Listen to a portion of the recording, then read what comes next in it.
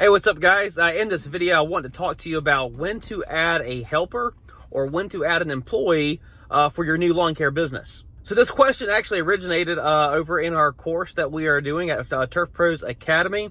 And I just figured that I would kind of give you a brief overview in this YouTube video to answer the question, when did I know that it was time to add an employee? I thought it was a great question by one of the people in that course.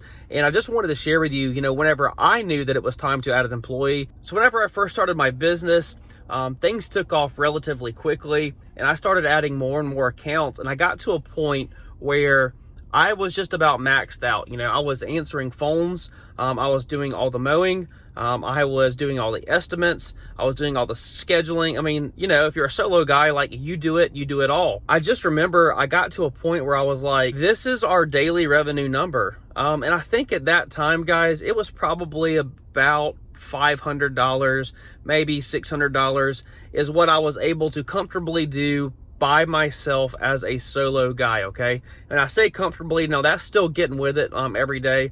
But on average, if you're doing, $50 lawns and you can bust out 10 in a day, on average, you're gonna be around $500 a day. So I was like, okay, if I'm making $500 a day and we're only working Monday through Thursday, on average, the mowing was getting me about $2,000, a week. But again, I was tapped out, man. I was doing everything, just running a million different directions. And I was like, I know this business can be so much more, and I just need some help. I just need somebody to alleviate some of the workload off of me. So I was like, okay, I have two options here. I could put somebody in the office, or I could put another income producer out in the field with me, okay? And that's important, so I want to say it again. I could have either added more overhead with office staff, which is not directly contributing to income, or I could add another employee who is an income producing employee, okay? Now there's schools of thought on either way on which you should add first, but I really feel like it's wise to add income producing employees first.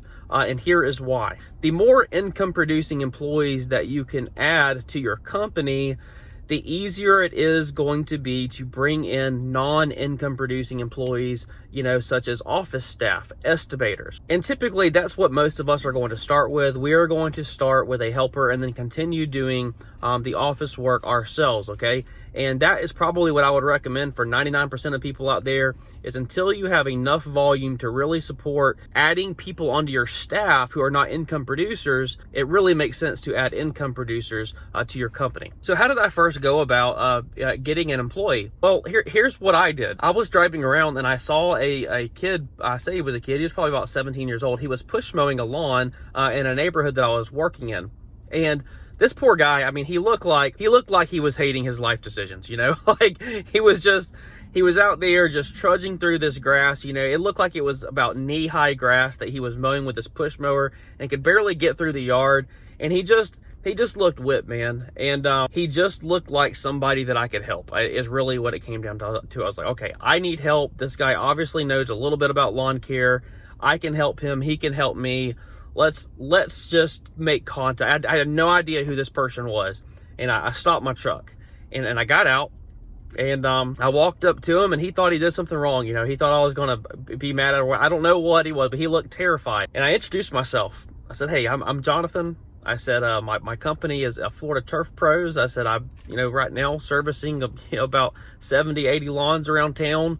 And I really could use some help. Are you looking for some work? And he looked at me and he's like, I actually got car insurance coming due. And he's like, yeah, he's like, what I'm mowing right now isn't enough. I would like to work with you some. Now this was during the summer. So this guy was actually still in high school at the time.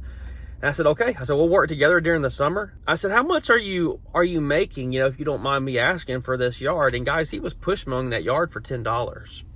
And I was just like, man, this is what's wrong with, with our industry, is like, one, that there's people willing to go out there and push mow lawns for $10 that are knee high. And two, that there's actually homeowners and people that will neglect their yards and then just, get their lawn cut 3 to 4 times a year by some poor soul who needs $10, for gas money for his vehicle. It was a win-win situation, man. He was happy. He didn't have a lot of lawn care experience, but I just took that initial leap of faith, and I didn't know how to set people up on payroll and all that stuff, guys. This was the first time I'd actually had an employee, but I figured it out. I figured out how to do all that stuff. I got a payroll processing company. I figured out what kind of information I needed to collect from employees, and I kind of started figuring things out along that front. Again, the very first person that I had come on was a high school kid who alleviated some of the workload with me. I figured out how to get them set up with payroll and processing everything, and here's what happened. My daily average went from, let's say if it was 10 lawns a day, well, now we were comfortably doing 15 lawns a day, okay? And if I ended up paying this person on average, let's say $120 for the day to come cut grass with me, well, that's how many yards, again, if we were doing $50 a yard, 50, 100, 150. So basically 2.5 yards, this individual would pay for themselves. So again, if you remember, I was doing 10 lawns by myself. I now add a helper, and now we're doing 15 lawns comfortably, okay? I wouldn't say you're going to double your production capacity, by adding, another person. They're not going to work as hard and as efficient as you, but you're going to get a boost in productivity, and that helper will pay for themselves with the additional yards. Plus, there will be a spread of lawns that y'all are doing that are all profit, if that makes sense. So again, the helper was paying for himself after the first about 3 yards for the day. And anything above and beyond that we were able to do was profit for the company. Now, the danger that you run into is if you become completely reliant upon your help. For example, if you had one guy that's with you and y'all are doing 20 lawns a day and it's just y'all two, and if they call out, you're not getting your lawns done for the day. Like, it's just not going to happen. You can work all day long, sun up to sun down, but there's only so much time during the day. So that is a very precarious position to be in, okay? As you're building it, yes, it is super profitable, but until you start getting a little bit of backup, a second and third and fourth employee ready to go, that first employee, man, though it's great and profitable, you can put yourself in a very precarious situation by being totally reliant upon them, okay? So it's very, very important to continue what we call building the bench, okay? You're going to receive phone calls. You need to be talking to people about their interest in possibly working with you.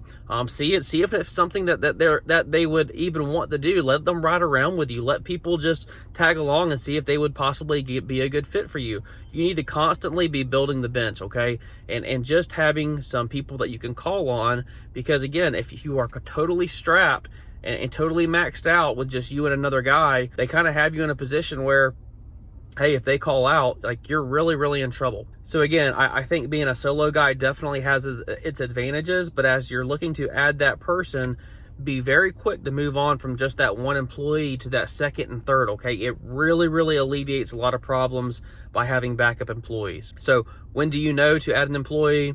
Whenever you are completely maxed out and you are ready to take your business to the next level. Hey guys, if you'd like a little bit of extra help in your lawn care business, maybe you're not ready for a full-blown Turf Pros Academy thing, there is a free download, how to make more money immediately in your lawn care business. There's a lot of money hiding in your lawn care business. Got a lot of great feedback on this free download. I'll post a link for it. Check it out. I think you'll find it really interesting.